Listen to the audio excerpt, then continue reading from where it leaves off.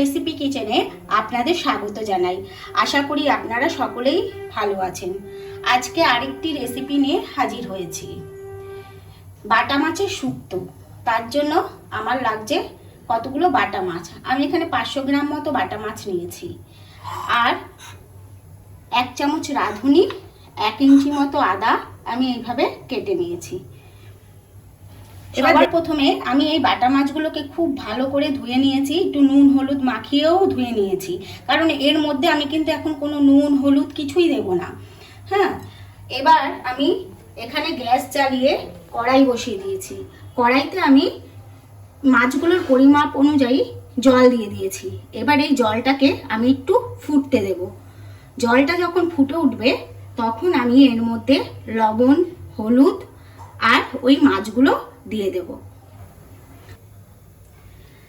এবার এই জলটা এখানে ফুটে উঠতে উঠতে আমি এই মশলাটা রেডি করে নিচ্ছি। এই রাঁধুনি আর আদাটা আমি একসাথে শিলে বেটে নিচ্ছি।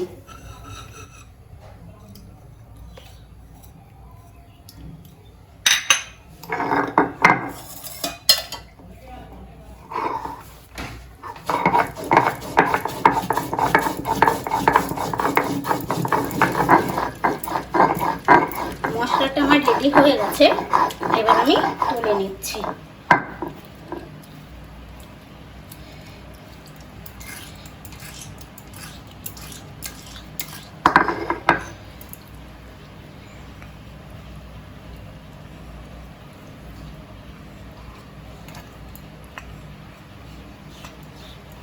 দেখুন জলটা খুব ভালো করে কিন্তু ফুটে উঠেছে। এবার আমি মাছের পরিমাণ অনুযায়ী এখানে লবণ দিয়ে দিলাম।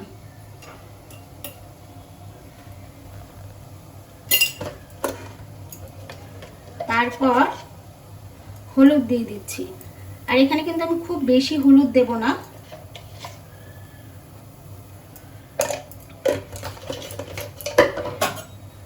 এবার এটা এই যে ফুটছে ভালো মতো,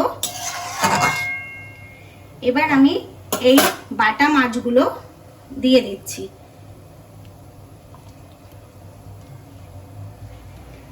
আর এই গরমে এইভাবে এই বাটা মাছের শুক্তো খেলে খুব উপকারও আছে, আর আপনাদের এতে তেল মশলা খুবই কম লাগবে, আর খেতেও খুব টেস্টি হয়। একবার এইভাবে আপনারা বাটা মাছের শুক্তো রান্না করে খেয়ে দেখবেন। এবার এটাকে আমি মাছটা সেদ্ধ হবে যতক্ষণ ঢেকে দিচ্ছি ভালো করে। হাই ফ্লেমে আমি 5 মিনিট মতো ফুটিয়ে নেব।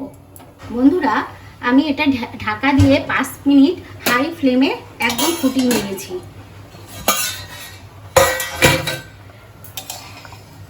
মাছটা খুব ভালো করে সেদ্ধ হয়ে গেছে।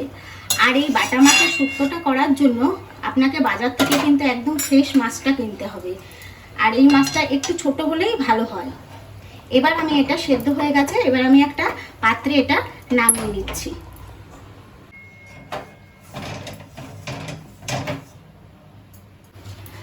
মাছটা নামিয়ে আমি আবার কড়াইটা বসিয়ে দিয়েছি। এবার কড়াইটা গরম হয়ে গেছে। এবার এখানে আমি একটু সর্ষের তেল দিয়ে দিচ্ছি।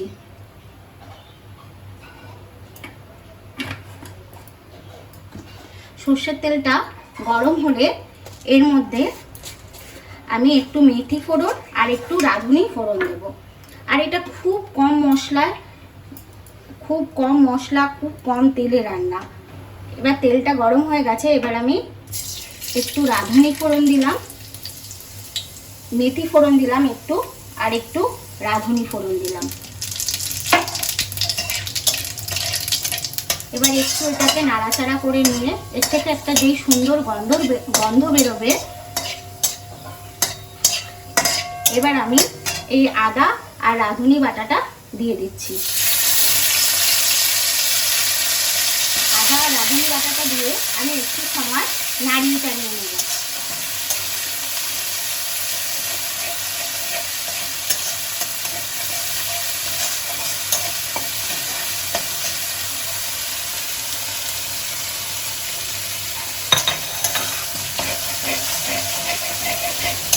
এক মিনিট মতো আমি মশলাটা নাড়াচাড়া করে নিয়েছি। মশলাটা হয়ে গেছে। এবার আমি এই মাছটা দিয়ে দিচ্ছি, যেটা আমি সেদ্ধ করে রেখেছিলাম একটা পাত্রে, সেই মাছটা ঢেলে দিচ্ছি।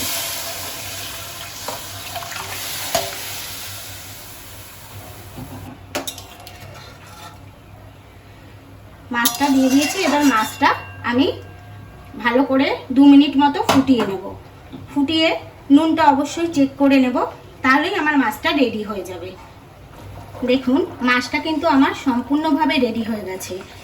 আর বন্ধুরা, এই রেসিপিটি ভালো লাগলে আমাকে একটা লাইক করবেন, শেয়ার করবেন আর কমেন্ট করে অবশ্যই জানাবেন।